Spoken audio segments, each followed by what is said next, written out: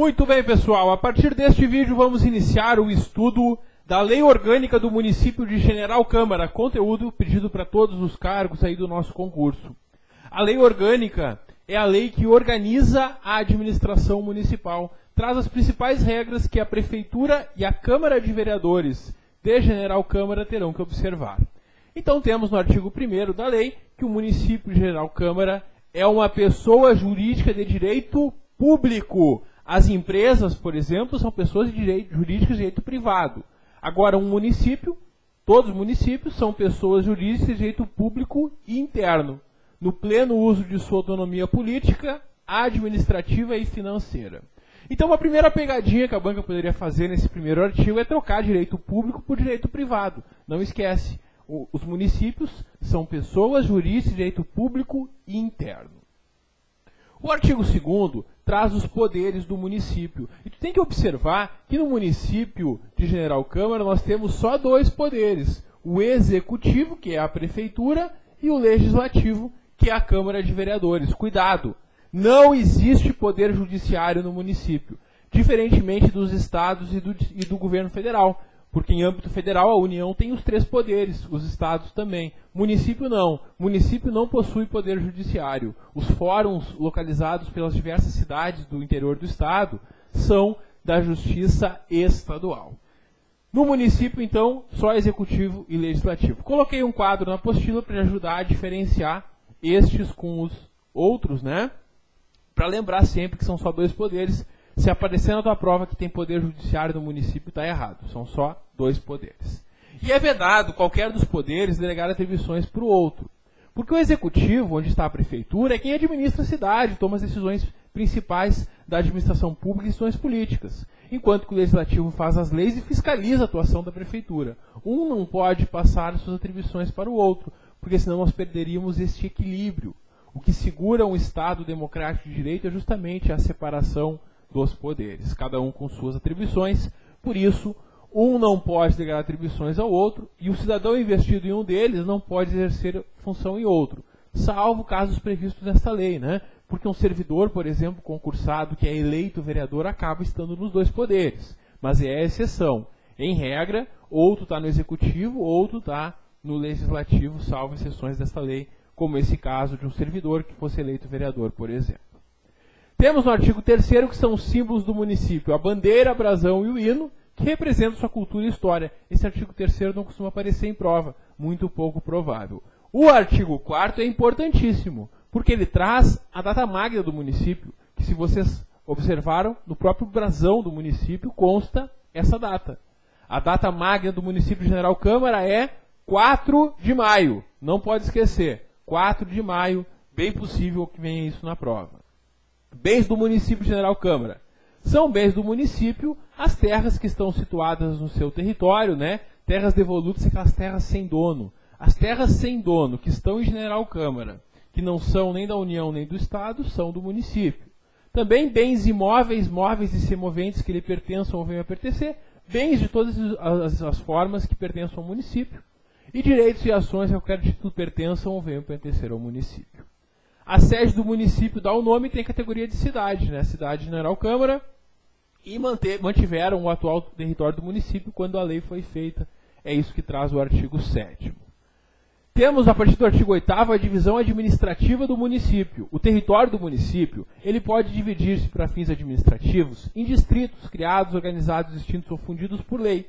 Aqueles centros urbanos mais afastados da sede da cidade são os distritos, podem ser constituídos sob essa forma. O distrito terá o nome da respectiva sede, cuja categoria será de vila.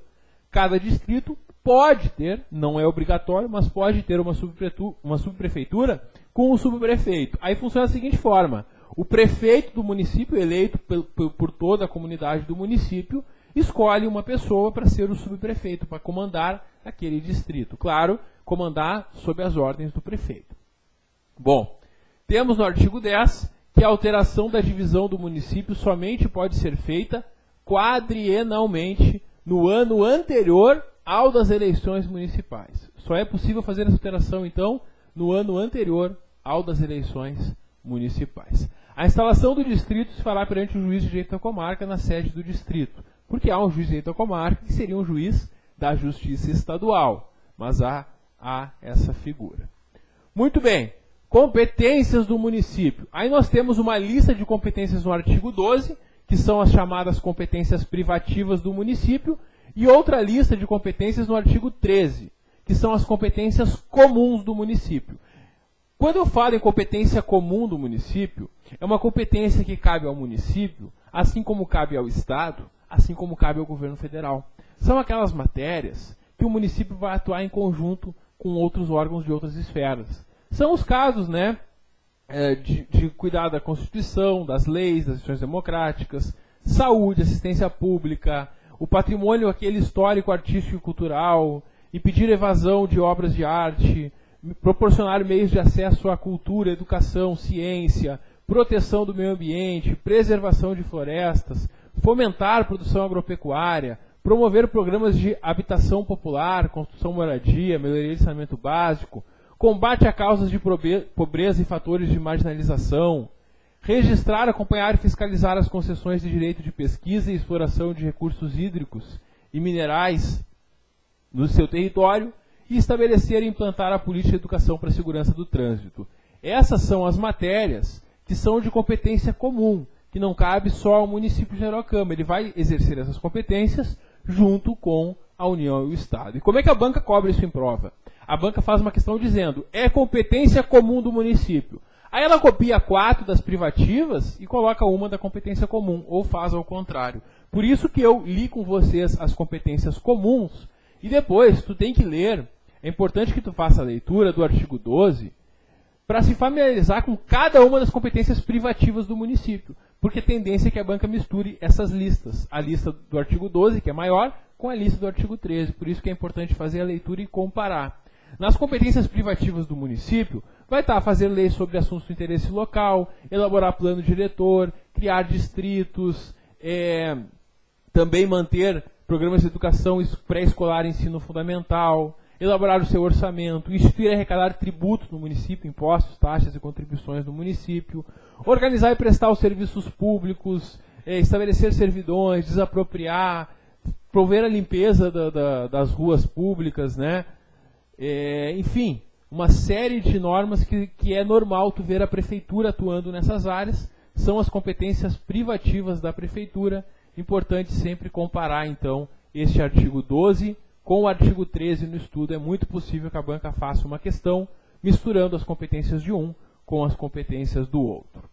E nós temos, na competência suplementar, no artigo 14, que o município vai suplementar a legislação federal e estadual naquilo que lhe serve a seu peculiar interesse. Porque se as normas de meio ambiente, por exemplo, não são suficientemente claras e adequadas à realidade de General Câmara, além de seguir as normas federais e estaduais, o município vai editar as suas leis municipais sobre o meio ambiente, por exemplo. Muito bem. Temos no artigo 15 as vedações. A banca adora cobrar essas vedações. Recentemente, em outro município, em prova realizada pela mesma banca, foi cobrado justamente esse ponto das vedações. Então, muita atenção, destaca no teu material, que é um ponto que tu tem que revisar, reler várias vezes para lembrar no dia da prova. Primeiro, é vedado ao município estabelecer cultos religiosos ou igrejas, subvencionar-lhes, embaraçar-lhes funcionamento ou manter com eles ou seus representantes relações de dependência ou aliança, ressalvada, na forma da lei, colaboração de interesse público. Resumindo, poder público, o município, não se mete com religião, não vai colocar dinheiro na religião, não vai impedir que uma religião funcione, não vai trabalhar a religião e não pode nem cobrar impostos dos templos religiosos, certo? O município não se mete com religião. O que ele pode fazer? Ele pode, na forma da lei, fazer uma colaboração de interesse público. Por exemplo, uma igreja faz uma atividade social em uma vila do município e aí a prefeitura ajuda nessa ação social, porque quem vai se beneficiar vão ser os moradores da comunidade, por exemplo. Esse tipo de colaboração é possível. O que mais que é vedado? É vedado ao município de General Câmara recusar fé a documentos públicos. Documentos públicos, eles têm fé pública e não pode se negar fé a eles. Não pode criar distinções entre brasileiros ou preferências entre si. Por isso que no edital do concurso para General Câmara, não diz que tu tem que ser morador do município, que tu tem que ter nascido no município. Não tem nada disso. Por quê? O município de General Câmara não pode criar distinções entre brasileiros. Não importa se ele é de General Câmara, se ele é de Triunfo, se ele é de Taquari, se ele é de Porto Alegre. Não importa de onde é o cidadão. Não pode haver distinções entre os brasileiros ou preferências entre si. Por isso, o concurso público abre para todos, né? Pode vir gente de qualquer lugar do Brasil para fazer o concurso e não poderia ser diferente. Também ao município é vedado, é proibido ao município subvencionar ou auxiliar de qualquer modo com recursos pertencentes aos cofres públicos, quer pela imprensa, rádio, televisão, serviço alto-falante ou qualquer outro meio de comunicação. Não pode, então, utilizar meios de comunicação com dinheiro público para fins de propaganda político-partidária ou fins estranhos à administração. Claro, os meios de comunicação do município, eles servem para informar a população, orientar a população, e não podem ser utilizados para fins estranhos à administração, muito menos para propaganda político-partidária. Também é vedado ao município manter publicidade de programas que não tenham caráter educativo, informativo ou de orientação social. Porque a publicidade dos atos só pode ter esse caráter educativo, informativo ou de orientação social. E não pode também, ao fazer as propagandas no município, ao utilizar os meios de comunicação, não pode fazer promoção pessoal de autoridades. Não pode dar destaque às pessoas que administram a cidade. A propaganda ela serve para informar e orientar a população. Não pode ser utilizada para a promoção pessoal do prefeito ou demais secretários. E também não pode o município outorgar isenções e anistias ou permitir a remissão, que é o perdão de dívidas, sem interesse público justificado, sob pena de nulidade do ato. Muito bem, concluímos este capítulo e adentramos agora no próximo, que é a administração pública. A administração pública que segue os princípios da Constituição Federal. Quando a Lei Orgânica de General Câmara foi feita, só tinham 4 princípios lá no artigo 37. Hoje tem mais um, que é o princípio da eficiência. Ele não está aí no artigo 16, porque na época não existia, por isso não foi colocado. Então aqui nós temos 4 princípios a serem observados, conforme o artigo 16. Legalidade, que é o respeito à lei, impessoalidade, moralidade e publicidade. 4 princípios que a administração pública de General Câmara deve respeitar. Legalidade significa que só pode atuar de acordo com a lei, com autorização da lei. A impessoalidade, que significa que não pode ter preferências pessoais. Por isso que abriram concurso público. O prefeito não pode contratar quem ele quiser para os cargos efetivos. Os cargos em comissão, a Constituição Federal autoriza que alguns sejam nomeados, então, livremente, os cargos em comissão. Agora, cargos efetivos não. Cargo efetivo somente por concurso público. Tem que abrir concurso público para esses cargos. Temos, no artigo 17, regras sobre os servidores. Sobre os servidores, nós temos ali que o município vai instituir um regime jurídico único e planos de carreira. Inclusive, nós vamos estudar depois, na sequência do nosso curso, né, vamos estudar a lei que trata dos servidores, o regime jurídico dos servidores aqui do município. Bom, aí diz ali no parágrafo 1º que a lei vai assegurar aos servidores isonomia de vencimentos para cargos assemelhados da Câmara e da Prefeitura. Se tem cargos que fazem a mesma função na Câmara e na Prefeitura, da Câmara não pode ganhar mais que o da Prefeitura. Tem que ter uma isonomia para que eles recebam uma remuneração justa em ambos os órgãos. O parágrafo 2º ele lista uma série de artigos, de incisos lá do artigo 7º da Constituição Federal, que são direitos dos trabalhadores em geral, que se aplicam para os servidores aqui, como, por exemplo, o salário mínimo é aplicável dentre uma lista de outros direitos também, que serão aplicáveis aos servidores, conteúdo que a gente vai ver com mais detalhamento lá no estudo do regime jurídico dos servidores. Temos o parágrafo 3º que o município vai realizar censos periódicos dos servidores dos poderes legislativo e executivo e da sua administração indireta, devendo até 15 de março de cada ano publicar na imprensa oficial relação do número de ocupantes de cada cargo com o respectivo total de vencimentos, bem como o percentual global médio de comprometimento da arrecadação com a folha de pagamento verificado no exercício anterior, certo? Então, cuida com essa data, até 15 de março de cada ano, então, se faz esse censo dos servidores. O servidor vai ser aposentado na forma da Constituição Federal. Mais especificamente, o artigo 40 da Constituição Federal traz as regras de aposentadoria para os servidores públicos. Temos no artigo 19 que o município vai facilitar a seus servidores a conclusão de cursos em que estejam inscritos ou que venham a se inscrever quando houver correlação entre o conteúdo e a atribuição do cargo. Aí o município vai facilitar para que o servidor continue estudando para contribuir ainda mais enquanto servidor. Bom, temos no artigo 21 que é assegurada a formação de um sindicato ou associação de servidores do município. Todos os servidores, independentemente do tempo de serviço, podem ser associados e participar dessas decisões aí de interesse da categoria. Temos no artigo 22 uma lista de direitos dos servidores, claro, que também estão previstos, né, lá no regime jurídico de servidores na Constituição Federal. Contagem do tempo integral para fins de gratificações adicionais e tudo mais. Licença gestante com remuneração. Licença paternidade de 5 dias. E fornecimento de equipamentos de proteção e exames periódicos de saúde aos motoristas da ambulância municipal. Esses são direitos básicos que a gente vai ver com maior detalhamento lá no regime jurídico dos servidores. Todos os direitos dos servidores aqui do município de General Câmara. Muito bem, pessoal, concluímos o primeiro título aqui da Lei Orgânica de General Câmara. Na sequência, nós temos a organização dos poderes. Sim, esses poderes que nós vimos, executivo e legislativo, temos regras específicas sobre cada um deles e vamos começar pelo poder legislativo, que é a Câmara Municipal de General Câmara. Temos aí, no artigo 23, que essa Câmara de Vereadores, esse poder legislativo é exercido pela Câmara e funciona de acordo com o seu regimento interno. A Câmara tem uma resolução que trata do seu regimento interno. A legislatura da Câmara tem duração de 4 anos. É o mandato dos vereadores. A gente vota de 4 em 4 anos para eleger prefeito, vice e os vereadores. Então, cada legislatura compreende 4 anos. A Câmara de Vereadores é composta de vereadores eleitos pelo sistema proporcional, como representantes do povo, com mandato de 4 anos. E aí nós temos no artigo 25 os períodos de funcionamento da Câmara Municipal. A Câmara vai funcionar de 1º a 15 de janeiro, depois de 16 de fevereiro a 15 de julho e de 1º de agosto a 31 de dezembro. Então a gente percebe que existem, na verdade, 2 períodos de recesso da Câmara. Porque ela para dia 15 de janeiro e só volta a 16 de fevereiro. Então tem praticamente um mês ali no verão, entre os meses de janeiro e fevereiro.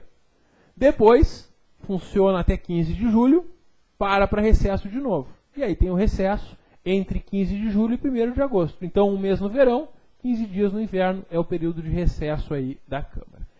Esses períodos caem bastante em prova. Recentemente, há pouco menos de 2, 3 meses, em outro município também a banca fez uma questão e cobrou esse período de funcionamento. Então é importante tu saber os 3, percebendo, né?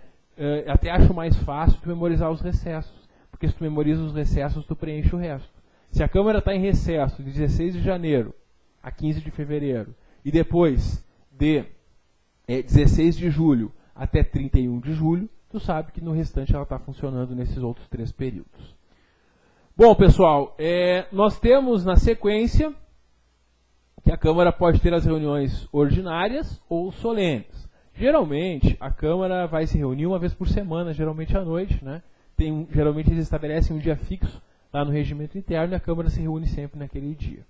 Se por um acaso for necessário marcar uma outra reunião na semana, além daquela ordinária marcada, ou ainda, se for preciso reunir a Câmara durante os períodos de recesso, é possível fazer a convocação extraordinária da Câmara. E aí a gente chama a Câmara para se reunir fora do dia que ela normalmente se reúne.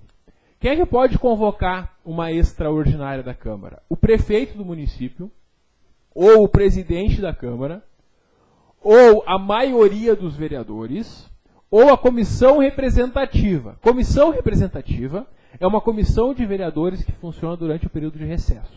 Durante os períodos de recesso, os vereadores não estão se reunindo com frequência, mas tem uma comissão representativa que atua nesse período. Então, mesmo os períodos de recesso, tu vai ter como encontrar vereadores no município.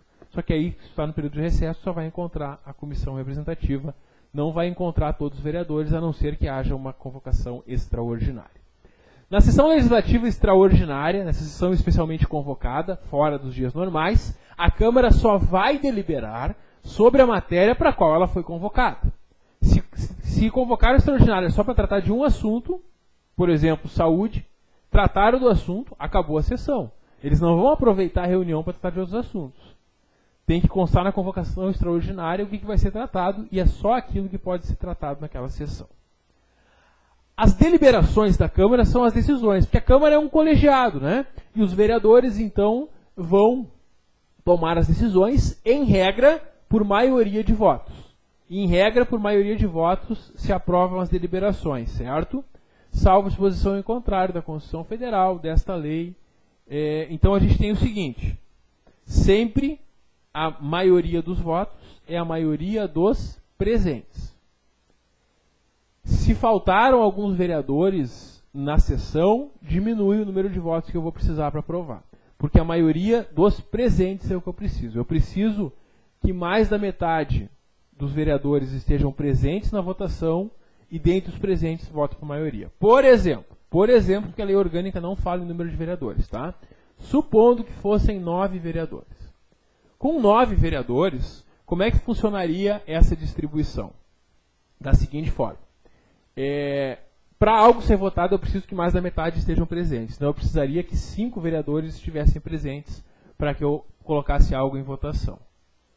Colocado em votação, se tiverem só 5 presentes, com 3 votos eu já aprovo, porque é a maioria dos presentes. Agora, se estiverem todos os 9 presentes, eu vou precisar de 5 votos para aprovar. Se estiverem 7 presentes, aí eu vou precisar de 4 votos. Então, é sempre assim. Para algo ser votado, eu preciso que pelo menos mais da metade do total de vereadores estejam presentes, e dentre os presentes, por maioria, se decide. Em regra, é assim que se delibera. Lembrando vocês que esse número é hipotético, tá? Porque a lei orgânica não traz o número de vereadores aqui do município. Bom, então, essa é a ideia da aprovação por maioria. Isso é o que se chama de maioria simples. Quando a lei falar que algo é aprovado por maioria absoluta, ela está dizendo que ela quer mais da metade do total de vereadores, não importa quantos estejam presentes na votação. E se fossem 9 vereadores, a maioria absoluta sempre seria 5 votos. Não importa se estão presentes na votação 9, 8, 7, 6 ou 5 vereadores. Só com 5 votos que algo será aprovado de um total de 9 vereadores, por exemplo. Bom, isso quando for maioria absoluta. E quando for a maioria de 2/3 é ainda mais difícil aprovar. Imagina, com o número 9, que eu sempre gosto de usar para esse exemplo, por causa dos terços, né? Para o número 9, se fosse um total de 9 vereadores, eu precisaria de 6 votos dos 9 para aprovar algo por 2/3. Em regra, tu aprova tudo por maioria dos votos, como está previsto ali no artigo 26, no caput do artigo 26.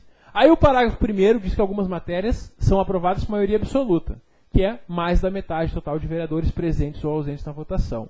E outras matérias seria por 2/3, que de um total de 9 vereadores seriam 6, nesse exemplo hipotético que eu criei, certo? Muito bem. E é essencial para a tua prova tu saber quais são as matérias aprovadas por maioria absoluta e quais são aprovadas por maioria de 2/3. As que não forem nem por maioria absoluta, nem por 2/3, é porque são por maioria simples e não vão ser cobradas na tua prova. Na tua prova, eles vão perguntar, primeira pergunta que eles vão fazer sobre esse assunto, qual é a forma normal de aprovar as matérias? Aí tu vai responder, é por maioria de votos. As coisas em geral se resolvem pela maioria dos votos dos presentes.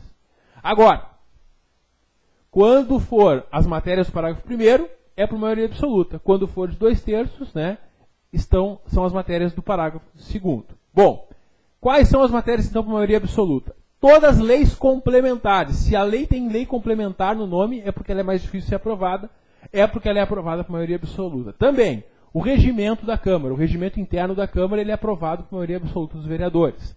Também, criação de cargos, empregos, aumento de remuneração, vantagens, estabilidade e aposentadoria dos servidores. Normas, então, sobre cargos de servidores públicos, maioria absoluta. Obtenção de empréstimo de um particular. Se o município quer pegar um empréstimo de um particular, tem que ser aprovado por maioria absoluta. Quando o município decide fazer concessões de serviços públicos ou de direito real de uso, também tem que ser aprovado por maioria absoluta. Assim como quando o município decide vender ou comprar bens imóveis. Tanto a alienação, que é a venda, a transferência a terceiros, quanto a compra, a aquisição de bens imóveis por doação com encargo, o município vai ter que ter autorização da maioria absoluta dos vereadores. Assim como as matérias que envolvam os conselhos do município. E ainda mais difícil de aprovar são as matérias do parágrafo 2º, que para essas eu vou precisar da votação favorável de 2/3 dos vereadores. E que matérias são essas, então, aprovadas com 2/3 dos vereadores? Rejeição do parecer prévio do Tribunal de Contas. Porque todo ano o prefeito ele vai prestar contas, ele encaminha suas contas para o TCE analisa suas contas, faz um parecer e encaminha para a Câmara apreciar. Quem julga as contas do Executivo, do prefeito, é a Câmara. Mas ela vai fazer isso após um parecer prévio do Tribunal de Contas. Se ela não concordar com o parecer prévio do Tribunal de Contas, por exemplo, o parecer prévio do Tribunal de Contas está rejeitando as contas do prefeito e a Câmara quer aprovar. Vai precisar de 2/3 dos vereadores para aprovar as contas do prefeito, caso o Tribunal de Contas tenha indicado a sua rejeição. Ou o contrário também, se quiserem rejeitar as contas do prefeito e o TCE indicar a aprovação também, precisa de 2/3 dos votos. Vejam que é bem difícil, imagina convencer 6 dos 9 vereadores naquele exemplo hipotético, é difícil. O que mais, pessoal? Cassação do mandato do prefeito ou do vice-prefeito, vereadores e destituição de componentes da mesa. A cassação do mandato do prefeito, ou do vice ou dos vereadores, vai precisar da aprovação de 2/3 dos votos. Porque quem faz isso, quem pode cassar esses mandatos é a própria Câmara, mas precisa de 2/3 dos votos. Assim como se alterarem os limites do município, que é até onde vai o município, né, conforme as divisas dele com municípios vizinhos. A alteração de denominação oficial de próprios vias e logradouros e ainda a concessão de títulos de cidadão honorário do município. Tudo isso precisa da aprovação de 2/3 dos vereadores, certo? É isso que nós temos no parágrafo 1º e no parágrafo 2º. Temos o parágrafo 3º, que decorrido o prazo de 45 dias do recebimento de quaisquer proposições que estejam tramitando na Câmara Municipal, o presidente da Câmara, a requerimento do vereador, vai mandar incluir elas na ordem do dia para elas serem votadas, porque já estão há muito tempo lá paradas esperando, certo? Então, sempre que passa 45 dias do recebimento, as matérias devem ser colocadas em votação e discussão. Bom, o artigo 27 prevê que a sessão legislativa ordinária não será interrompida sem deliberação sobre projetos de lei orçamentária. Sessão legislativa ordinária é o ano, certo? Nós temos uma legislatura com 4 anos, cada ano é uma sessão legislativa. A sessão não pode ser interrompida para o recesso enquanto não tiverem aprovado a lei orçamentária, porque o município não pode ficar sem lei orçamentária. Na lei orçamentária está a previsão de despesas e receitas do município. E tudo que o município for gastar a partir de 1º de janeiro, ele vai gastar com base nesse orçamento. Se o orçamento não estiver aprovado, o município não funciona. Então, não pode ser interrompida a sessão ordinária sem a deliberação da Câmara sobre o projeto de lei orçamentária. Temos no artigo 28 que as sessões da Câmara devem ser realizadas em recinto destinado ao seu funcionamento, né? Tem a sede da Câmara, o lugar onde sempre são suas reuniões, e comprovada uma impossibilidade de acesso ao recinto da Câmara ou outra causa que impeça a sua utilização, podem ser realizadas em outro local por deliberação de 2/3 dos seus membros. Bom, as deliberações da Câmara e das suas comissões, salvo posição em contrário, né, em regra são por maioria de votos, com a presença da maioria dos membros, tanto do total dos vereadores quanto das comissões, essa é a regra. E as deliberações serão públicas, através de chamada nominal ou votação simbólica. Na chamada nominal, o presidente da Câmara ele chama cada um dos vereadores para proferir o seu voto. E aí ele profere verbalmente, né, o seu voto. A votação simbólica é aquela que o presidente da Câmara fala. Se todos concordarem, permaneçam como estão. Aí ele diz aprovado porque todos permaneceram. Ninguém se levantou, ninguém sentou, conforme o caso, né? Então essa que é a ideia da deliberação. Ela pode ser tanto nominal como votação simbólica. As sessões somente podem ser abertas, só pode começar uma sessão da Câmara se estiverem presentes a maioria dos vereadores. E aí considera-se presente a sessão o vereador que assinar o livro de presença até o início da ordem do dia, participar dos trabalhos do plenário e das votações. Só assim se considera presente o vereador. Muito bem. Temos no artigo 31 regras sobre o funcionamento da Câmara. A Câmara vai se reunir numa sessão de instalação da legislatura no dia 1º de janeiro. Então, sempre dia 1º de janeiro, né, a cada 4 anos, no dia 1º de janeiro, se instala uma nova legislatura. Se dá posse ao prefeito, ao vice-prefeito, e se faz aqui a posse dos vereadores e eleição da mesa diretora. A mesa diretora são aqueles que vão comandar a casa. São vereadores eleitos dentre eles que vão comandar a casa. Vai ter um presidente, um vice-presidente, um primeiro secretário e um segundo secretário. 4 vereadores são eleitos, então, para os mandatos aqui na mesa. Bom, o parágrafo 2º prevê que o vereador que não tomar posse na sessão deve fazê-lo dentro do prazo de 15 dias. Se o vereador não aparecer lá no dia 1º de janeiro, ele tem 15 dias para aparecer a contar do início do funcionamento normal da Câmara, sob pena de perda do mandato. Se ele não comparecer em 15 dias, ele perde o mandato, salvo se houver um motivo justo aceito pela maioria absoluta dos membros da Câmara. Por exemplo, estava hospitalizado, não tinha condições de saúde de tomar posse, aí tudo bem.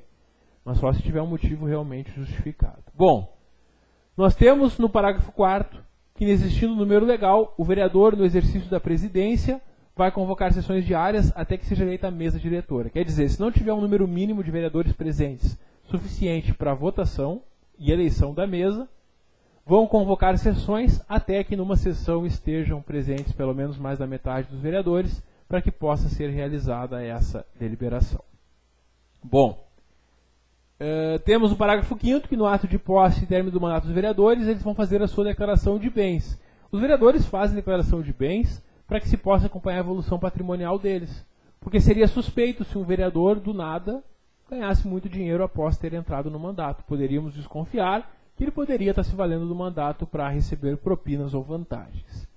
Claro que ele pode enriquecer por ter uma empresa, por ter seu negócio próprio, e aí tudo bem, ele podendo comprovar isso, não tem problema nenhum. Mas a declaração de bens serve para isso, para acompanhar o patrimônio, para acompanhar a evolução patrimonial dos vereadores.